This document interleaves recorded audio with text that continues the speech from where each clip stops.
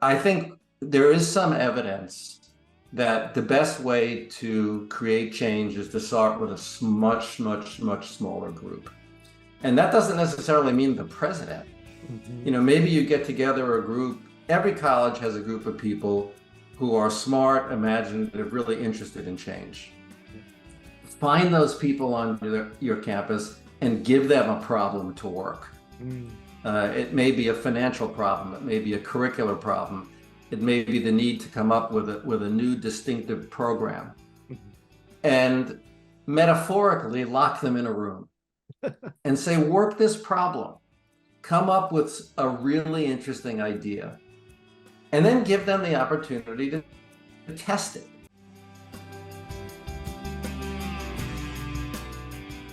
Hello, and welcome to Student Affairs Now. I'm your host, Keith Edwards.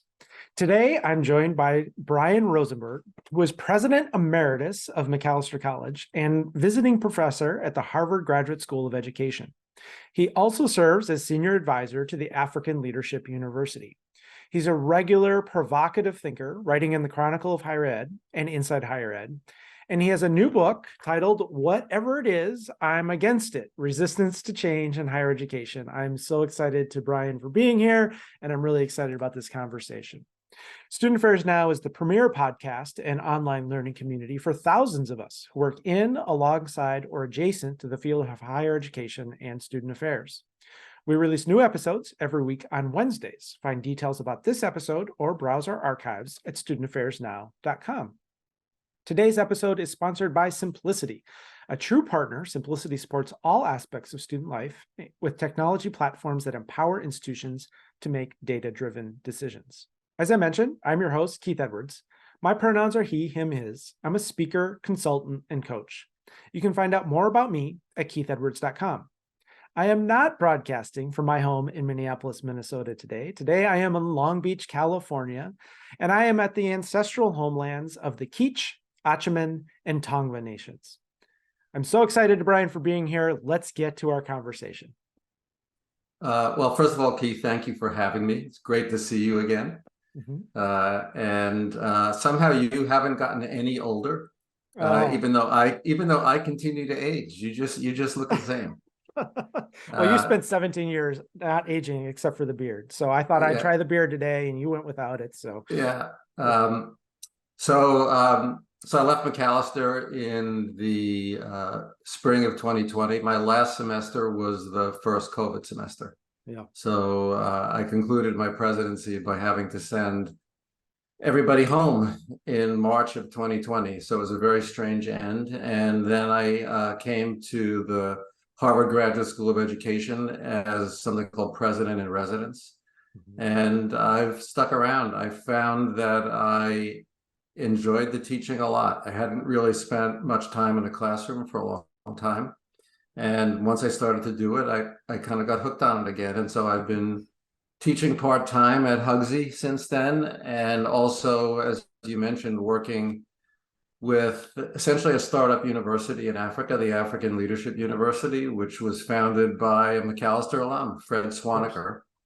And that work has been absolutely fascinating and informed a lot of my thinking in the book. And I also am on the board of the Teagle Foundation. So I'm living the life I want to live. I'm doing the things that I enjoy doing, and I'm as busy as I want to be. So I have no complaints. Yeah, that's wonderful. That's wonderful. With teaching and all of that, you also wrote this book, Whatever It Is, I'm Against It. And as I have sort of shown it to different people or recommended it to different people or engaged with people, the response I get is with the title is, oh my goodness, I love it. And they just lean in. That is so great. And I think people are connecting with that title with empathy, with frustration, with really relating to that. And I think people who are making change have heard that or felt, maybe not heard it, because I don't think people say it, but they communicate it in other ways. They feel that. And also they've expressed that themselves. And so the title certainly is provocative. But you're not a Twitter or an X person. and you're not someone who throws out pithy lines to get attention. You're very thoughtful. So tell folks about where this, whatever it is, I'm against it, really came from, and how it, understanding that can help us understand how you're thinking about change in higher education. Right. Well, for those who don't know, the actual title itself is taken from a song that Groucho Marx sings in the Marx Brothers movie Horse Feathers. He plays a character called Professor Quincy Adams Wagstaff, and he's dressed up in a cap and gown, and he sings this song, and it always stuck in my head. And when I wrote the proposal for the book, that's the title I gave it, thinking it was kind of a joke, that the press would never actually stick with that title. And I have to give a lot of credit to the people at Harvard Education Press when it came time to deciding on a final title.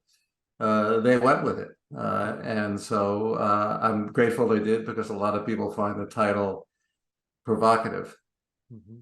What led me to write the book was an ability, really for the first time in decades, to step back from my career in higher education. I started as a faculty member. I was a faculty member for 15 years.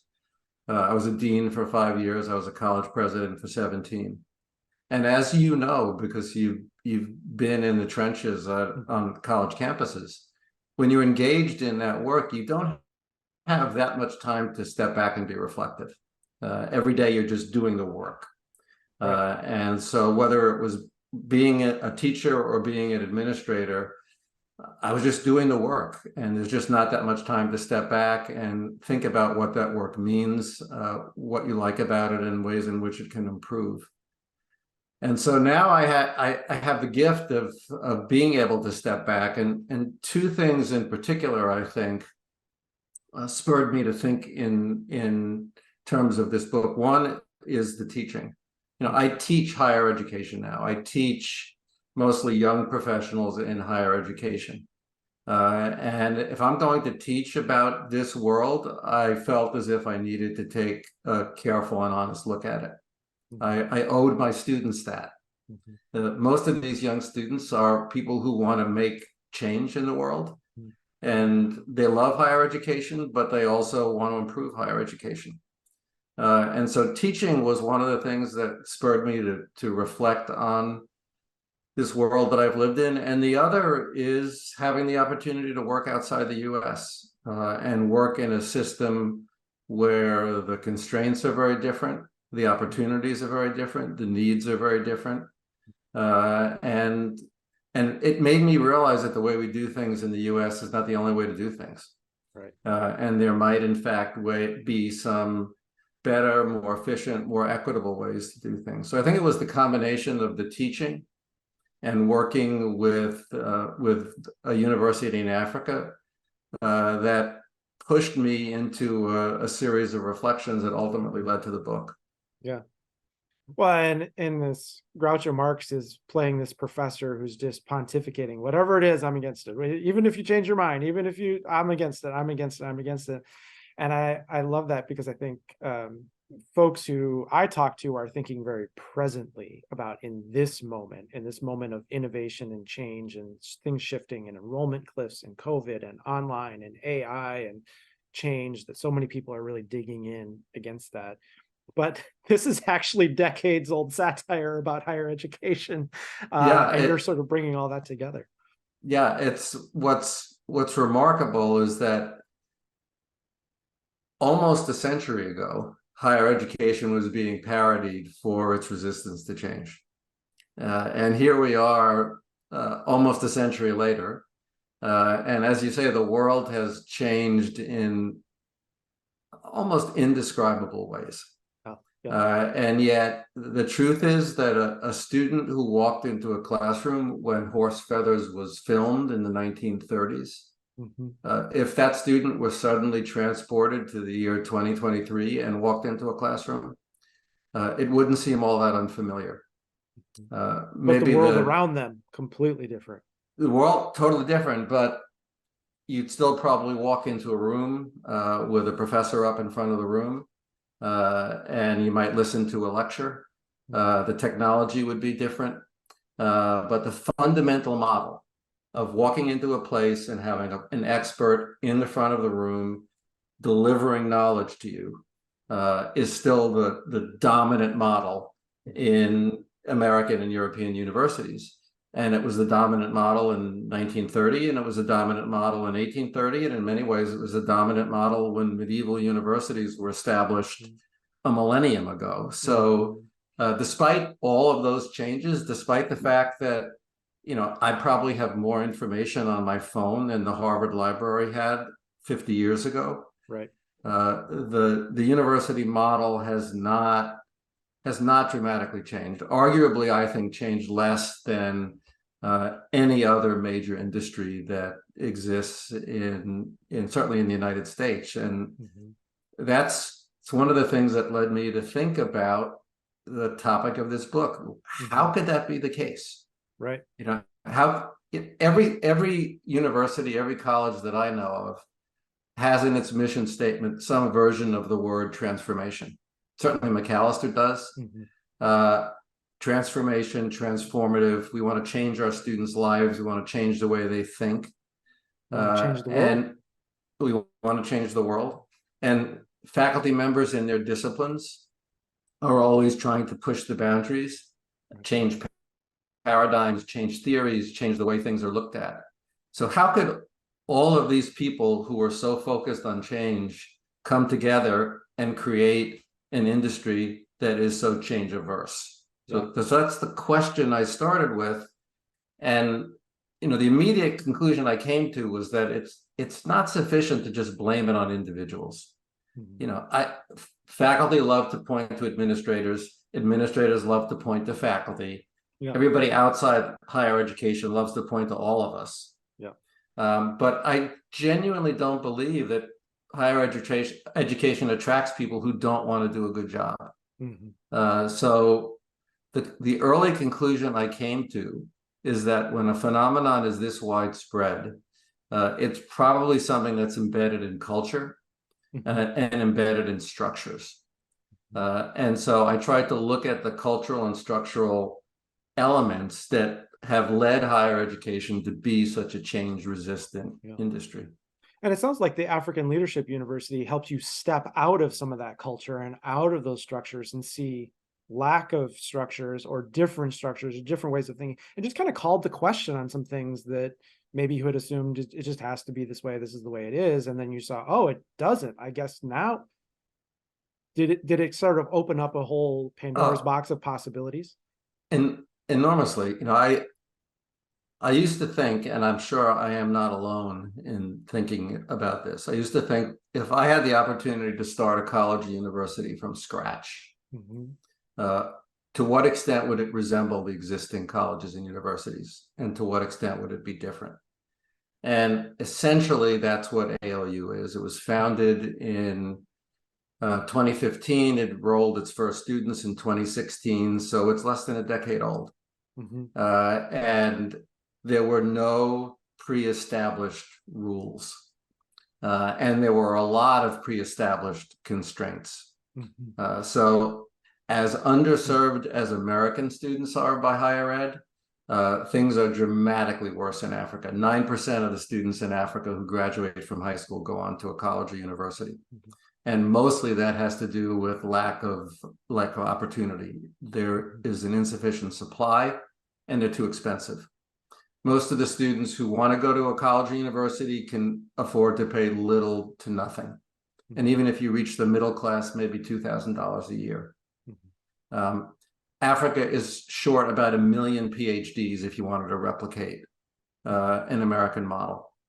And of course, the challenges with technology, electricity are overwhelming. So you have this enormous set of challenges, but the opportunity is, as I said, there are no rules.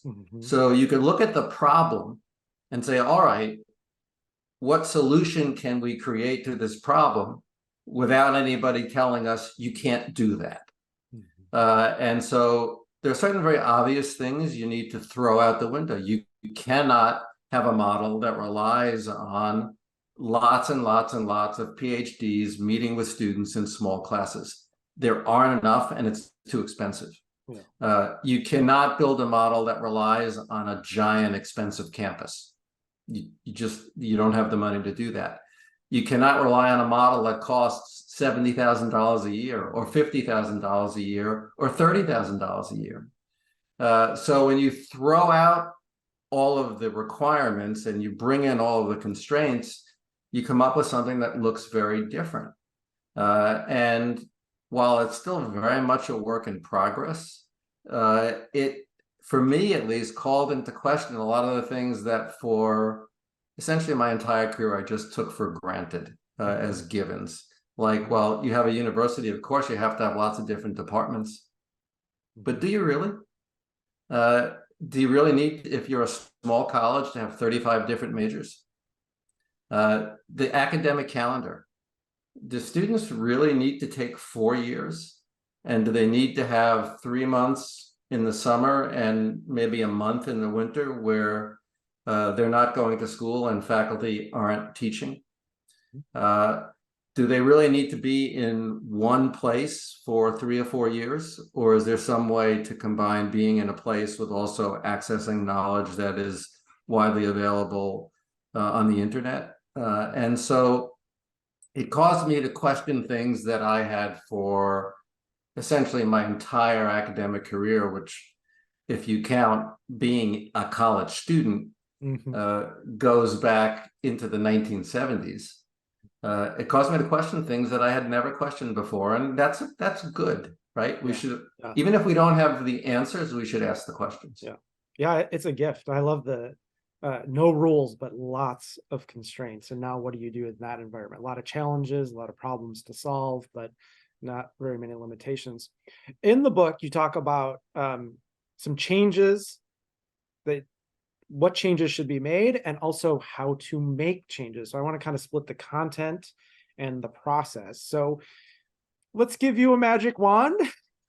If you could change US higher education in 3 or so ways, what would be some of those changes that you would wave?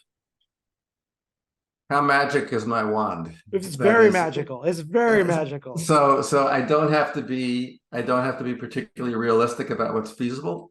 No, let's brainstorm. Let's get out there. Let's take some of those things that we take for granted and challenge them. Yeah. All right. So the first thing I would do is reconceive the center of the university. We hear again and again and again, and I said this again and again and again myself, the faculty are the heart of the university, the faculty are the heart of the college.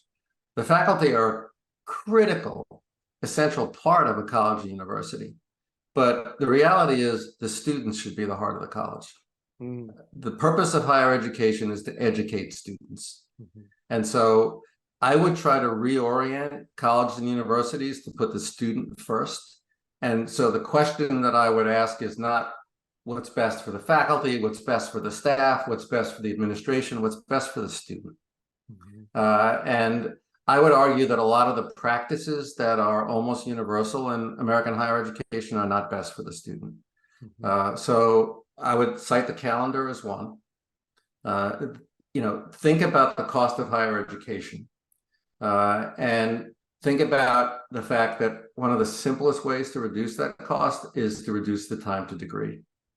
And the calendar that we use at ALU, for instance, has the equivalent of 3 semesters a year with a 3-week gap in between each one. So students get their 120 credit bachelor's degree in 3 years. And it saves a year of tuition, and it saves a year of opportunity cost. And so if I could wave a magic wand, I would say, why does it have to be 4 years? And we know why, because there's a research component, and if we tried to shorten the time to degree, we'd get all kinds of pushback from all kinds of people. But the reality is it's done that way in many parts of the world. It's doable, and it would reduce costs. I would do away with the extraordinary fragmentation that exists on American college and university campuses. So even at a small college, 2,000 student college like Macalester, as you know, we had well over 30 academic departments. And we had probably as many, if not more, administrative departments. And that adds the cost, and it doesn't help students. So I would dramatically reorganize the way these institutions are run to try to create fewer silos, more synergy, and more ease for students. And more interdisciplinarity? Absolutely. So, there's this ongoing tension between, the extent to which college is preparation for the workforce, employment, and college is meant to educate you in some other way to be a particular kind of human being. Those two things don't have to be incompatible with one another. But I think we really have to ask the question, is the academic structure that we have right now preparing students for the right way to move into the world they need to inhabit? And I'm not just talking about making money. Is it preparing them to deal with problems like climate change or racial inequality or urbanization, a whole range of problems? And why not build an education around what students need to know, need to learn in order to address these problems? If you're going to go into the world and try to deal with climate change, you probably need to know something about science, something about economics, something about sociology, something about a whole range of fields. And we've dipped our toe into the water in higher education when it comes to interdisciplinarity. At Macalester, we created a range of what we call concentrations, which were interdisciplinary and really interesting. Areas like global and community health, food, agriculture and society, human rights and humanitarianism, but they're add-ons. They're not the center of a student's education. The center of a student's education is still a major. So they still have to major in English or history or biology or sociology or mathematics. And I would like to see us open up the possibilities a little bit more at ALU. And I'm sorry I keep referring to ALU, but it's an interesting touch point for me. For sure. Students don't choose a major, they choose a mission. So when a student starts her education, there's a list of 14 grand challenges and opportunities for the African continent. Wow. That include things like urbanization. The 15 fastest growing cities in the world are all in Africa. Agriculture, women's empowerment and gender equity, the arts, all of these things that are both challenges for Africa and opportunities. And what you are asked to do is to design a mission that addresses one of those challenges or opportunities, because that's the world, that's the life you're going to have to live. And so build an academic program that prepares you for that. And so there aren't 35 different majors. Students major in either entrepreneurial leadership. There's also a major in software design, because that's such a need in Africa, and it's such a job opportunity. But they build the education around their passion and around the problems and opportunities that they're going to be confronted with when they leave. It's not the only way to do it, but the interesting question for me is, why do all American colleges and universities do it the same way? Majors aren't necessarily the worst way to organize an education, but they're not the only way.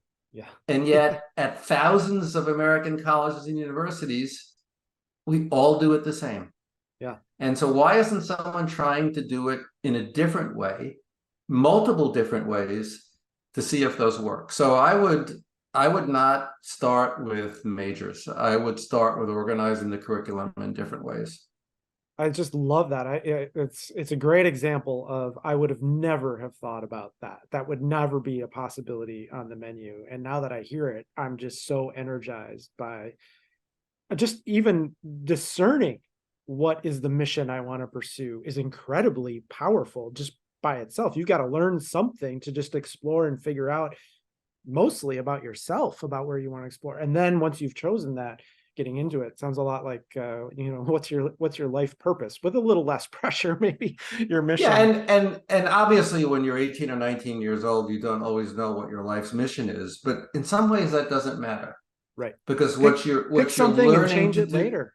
What you're learning to do is pursue a mission. Yeah. What do I need to know? What skills do I need to have? What knowledge, what personal characteristics do I need to have in order to pursue a mission? And your mission might change, but the things you learn in pursuing that will stay with you for the rest of your life. It also starts with a question rather than an answer. Mm-hmm. Right? It starts like, what's the problem? What do we want to figure out? What are we curious about? Rather than, I want to be a chemist. Who knows that? Exactly. And the reality is most students who major in chemistry are not going to be chemists. Mm. And so most college majors are still designed as if faculty members are educating students to be college professors. Yes. And they're not. They're educating students to be different things. Mm-hmm. So we really have to ask, is the curriculum aligned with what we are trying to prepare students to do and to be? Mm-hmm. And I would argue that there right now is a misalignment. And because we haven't within higher education been willing to confront that ourselves, we have all kinds of people from outside higher education who are criticizing us and pressuring us to change, often in ways that are not very wise and not very productive. But when you don't change yourself, inevitably what's going to happen is people from outside are going to try to pressure you to change. Yeah. I've just been in conversations with a lot of student affairs leaders, and how I've been framing it is that our world of higher education is really complex. I've been using VUCA, this volatile, uncertain, complex, and ambiguous, with all of the things coming at us, and we've touched on a few of them: enrollment cliffs, pressure from legislature, tuition, student basic needs, all of these things. And because of that complexity, the opportunity for change is something the status quo has never been as endangered as it is now because of all of these challenges, right? And seeing people really energized to do something different, to better serve students, to better take care of staff so they can better serve students. And so hearing people so energized to innovate and create, and as you know, change is hard. So let's move from the content of change to the process of change. What would be your advice to campus leaders who don't have that magic wand you just got, but who want to be innovative and creative and help these institutions better serve students and society in a sustainable way? What sort of process thoughts would you offer? Yeah, and first of all, I think it's important to approach these questions from a position of humility. Mm-hmm. And so I am the first to admit, and I acknowledge it in the book, that I don't think I was particularly successful as a college president in pushing for a lot of the changes that I'm talking about. Right. And there are a number of reasons for that. When in some ways, the more secure the institution, the harder it is to change it, because change is hard and people need extrinsic incentives. And if people feel secure, they're less likely to do the hard work of change. And, as you know, Macalester is fortunate enough to be certainly not an institution that's immune to pressure, but that is relative to most colleges and universities a secure one. Yep. But I don't. So the advice I'm giving is not based upon a long record of success, but it is based upon trying to do a lot of thinking. Yeah, you really bring both humility and a little bit of critical self-reflection. Looking back, this is what I did, and I wish I would have thought about it this way, and that space of being able to think. Here's where it gets, I think, controversial for some people. I think the system of shared governance that exists within higher education was designed to enable very slow, very incremental change. It was designed to prevent dramatic change. And for some of the history of higher education, that was okay. I think it's led to the long-term sustainability of a lot of these institutions. A lot of the oldest institutions in the world are colleges and universities because they haven't changed like this with the latest whim or fashion or idea. So if you want a system that prevents dramatic change, shared governance is great because you have to pass everything through the sifter of community reaction. Think about a typical college strategic plan and how many people want to be and are engaged in that process. Faculty, staff, students, alumni, parents, trustees, people in the community. And by the time you get through with that sifting process, you've probably sifted out all of the more radical and transformational ideas in the quest to come up with something that is the least objectionable to the largest number of people, which is not a recipe for transformational change. So, I say in the book, and I really do believe that broad consensus like that is the enemy of innovation. I don't know how many great ideas have ever emerged from a committee, but I don't think the numbers are very high. And again, this is where I get a lot of pushback from people in higher education who are so deeply committed to the idea of shared governance. And I get it. There's something profoundly attractive about the idea that everybody participates. One of the things, by the way, that many people don't understand about shared governance as it's traditionally conceived, that it's that, and this, you've been on a college campus.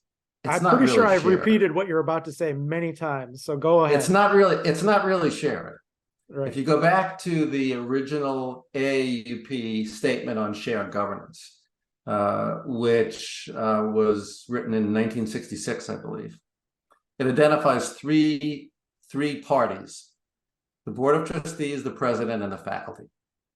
Doesn't say anything about students. In fact, it specifically says in that document that students are not in a position to make governance decisions about the institution. It says zero about staff. It says zero about any other administrative function. Doesn't even acknowledge the existence of non-tenure track faculty. And so when people talk, shared governance means lots of different things to lots of different people. But the reality is, on most college campuses, it's not really shared. The power differential between faculty and staff is enormous. The power differential between tenured and tenure track faculty and NTT faculty is enormous. And so, to talk about it as truly shared is, I think, something of a distortion about the way decisions actually are made on most college campuses. And for 17 years at Macalester, one of the most frequent concerns I heard from staff was our voice isn't really listened to. And they had a point. They had a point. If you look at the faculty handbook, it has all kinds of rules about the things that the faculty get to decide. If you look at the staff handbook, it's essentially an employment handbook. So we shouldn't kid ourselves about how shared governance is actually working on college campuses. There are some groups with power, there are some groups without. My argument would be that if you really want to change things, and this would be my advice to college leaders who feel like they really do, don't start with a committee of the whole. I think there is some evidence that the best way to create change is to start with a much, much, much smaller group. And that doesn't necessarily mean the president. Maybe you get together a group. Every college has a group of people who are smart, imaginative, really interested in change. Find those people on your campus and give them a problem to work. It may be a financial problem. It may be a curricular problem. It may be the need to come up with a new distinctive program. And metaphorically lock them in a room and say, work this problem. Come up with a really interesting idea. and then give them the opportunity to test it, small scale, experiment with it. Maybe you create it as not a required program, but an optional program, and give them a little bit of funding, and see what works and see what doesn't work. And only after an idea has been created and tested do you begin to widen the circle. I mean, sooner or later on every college campus, you do have to widen that circle, because we're not living in a world where 5 or 6 people can make a decision for an entire campus and have it stick. Yep. But 5 or 6 people can come up with some great ideas and test them. And so, one position that almost no college has, that probably colleges should have, is something like a vice president for innovation or a director for innovation, whose job is not to just do business as usual, but to think about the new thing, the different thing, the next thing. So sometimes this is known, and I talk about this in the book, as being an ambidextrous organization. On one hand, the larger hand, you're doing business as usual. People are doing their jobs. But there's this other hand in which you're trying new stuff. And that one is smaller and quieter, and it allows new things to gestate. And maybe 1 or 2 of those things will actually grow and stick, so that by the time you come to the larger community, you don't just have an idea, you actually have evidence. Right. Look, students who participated in this program graduated at a higher rate.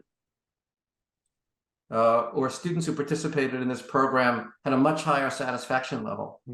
Or this program attracted a much more diverse group of students than our other programs did. There are all kinds of, or this really resonated in the market. And a lot of students who came in said they came in because we did this. Right. It's one thing going with an idea, it's another thing going with evidence. Yeah. And so it reminded me of design thinking or human-centered design, where we understand it, we try something, we pilot, we test it, we learn, we change it, we realize that sounded good when we metaphorically got locked in the room, but in reality, this part was a disaster. And now not only do we have evidence, but we've also learned, fixed, cleaned up, modified. Now we want a lot of people's input on this as we go forward. And that's the way, that's the way in any area the best startups tend to work. You don't start big. You start small and you test, and you revise and you course correct. And one of the challenges of higher education is that there's resistance to looking at other industries for guideposts and best practices, and particularly if anything comes from what would be called the corporate world. And so there's a lot of really interesting design thinking that goes on in worlds outside higher education, but higher education has not been very quick to adopt some of the lessons of design thinking. If you use the word corporate, for a lot of people, it immediately just negates the possibility that the idea can be good. So there is evidence out there. There are people who've thought carefully about how to enact change in change-resistant organizations. The other possibility, and this is one that I like much less, is the old Clayton Christensen theory, which is it's going to be disrupted from without. Decades ago, Clayton Christensen was arguing that it's almost impossible to disrupt a legacy organization from within. And so what you tend to see is that they get disrupted from without. So IBM gets disrupted by Apple from without. And it kind of doesn't see it coming. And then all of a sudden it comes. And it is true that that's happened in a lot of industries. And he predicted it would happen in higher ed. At one point, he predicted that within 10 years, half the colleges in the US would close. And it was one of those famously wrong predictions.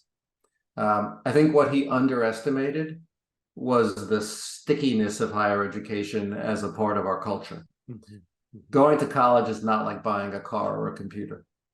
And the social rite of passage of going to college, even if it costs a lot, and even if it's challenging, is really important to people and to their families. And so it's not quite as disruptible as some other industries.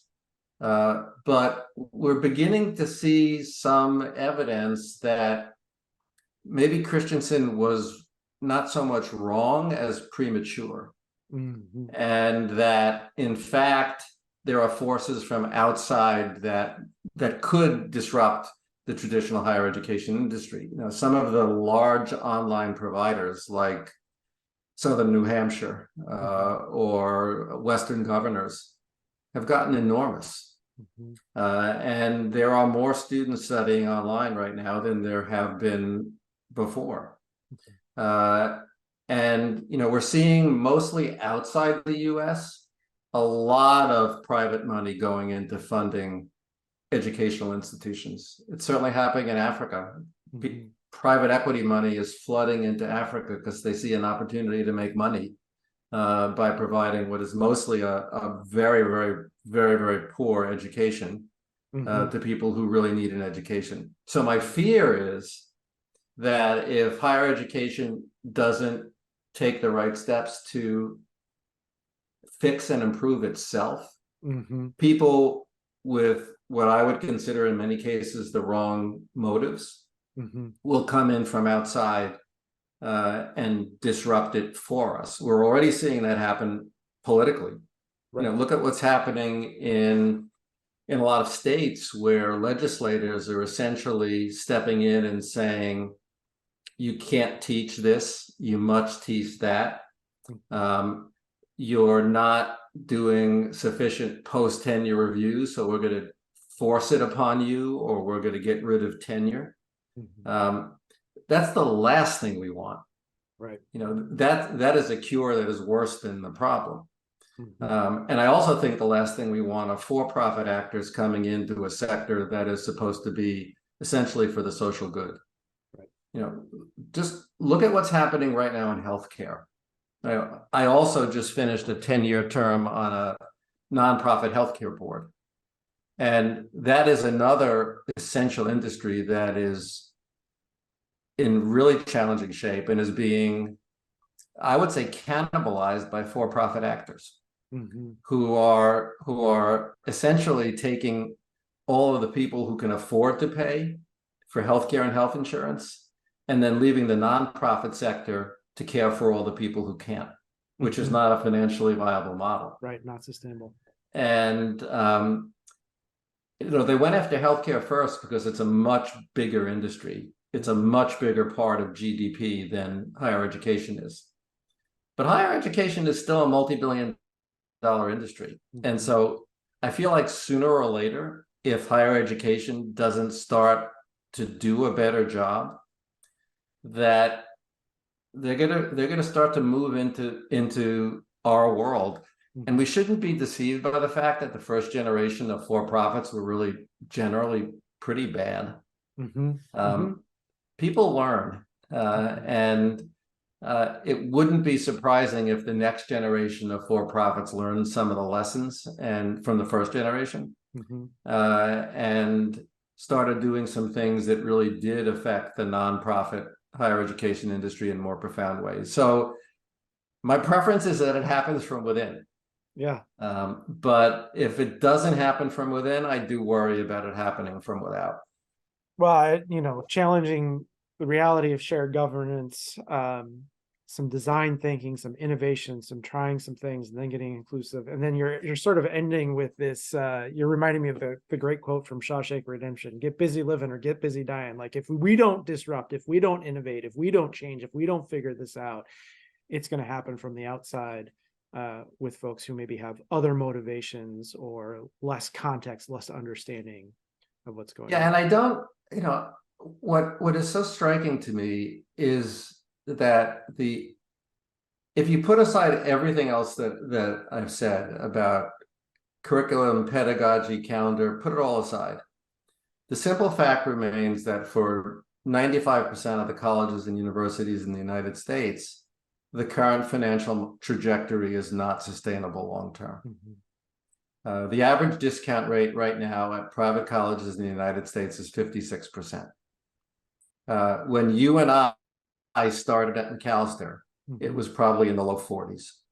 So in not very much time, that discount rate has increased rapidly. And during the last few years, it's been going up 2 to 3 percentage points a year, which means that right now, private higher education in America is essentially on sale for more than half off. And you can't keep marking down your service at a higher and higher level. Sooner or later, you get to a 100% markdown and you're giving it away for free. And so that cost curve has to be bent.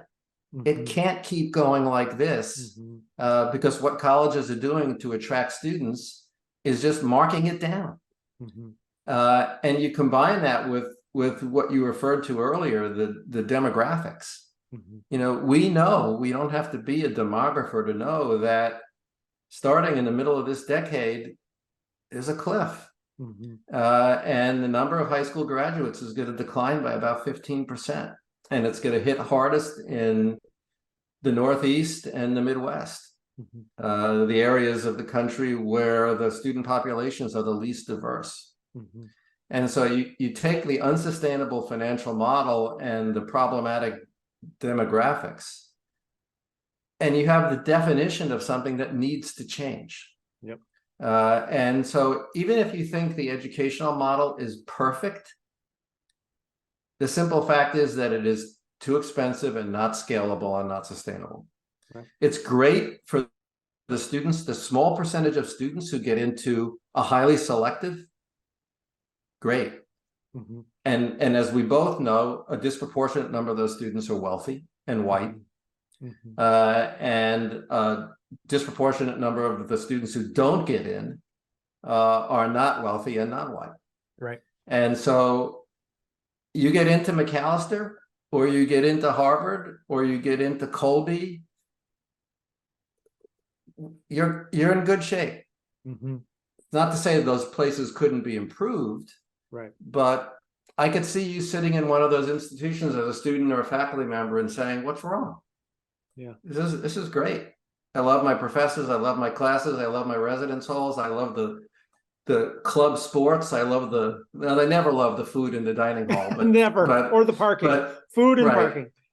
Even though they have, 6 different dining stations and all kinds of options, but I could see how from that vantage point, things would look pretty good. But it's different when you look at 4,000 institutions. There are 4,000 institutions and, 3,920 of them are not in that position. And a good percentage of them are in a very dire situation. And so, that is, if you accept nothing else that I say, you have to accept the reality of the fact that the financial model cannot go on exactly as it is right now. Change is needed. Well, we are just about out of time. And this podcast is called Student Affairs Now. So thanks for being a part of it. We always like to end with, what are you thinking, troubling, or pondering now? And if you want to share where folks can connect with you, feel free to do so. So what's sort of on your mind these days? I'm sure I'm not alone in saying that what's top of mind for me right now is figuring out how colleges, and if colleges, and when colleges should respond to things like what's going on in Israel and Palestine.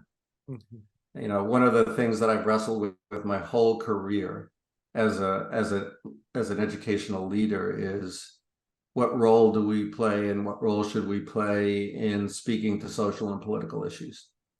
And this is as vexed a moment as I've seen in my career. Imagine being the new Claudine Gay, the brand new president of Harvard, and stepping into what she stepped into. And so I think about that. I worry about students. I worry about their mental and emotional health. I worry about their physical safety. There's some awful things that are being done to students at Harvard that are unconscionable in terms of trying to shame them, and it's it's tough. And to figure out what to do as a leader of one of these institutions, it's in many ways the ultimate lose-lose situation. But you don't feel like you can do nothing. So that I'm thinking about that a lot, and I'm actually going to be teaching a class on ethical questions in higher education. And it's one of the things that I want to talk about. What role do college leaders have, if any, in dealing with these issues? So that's what's on my mind right now.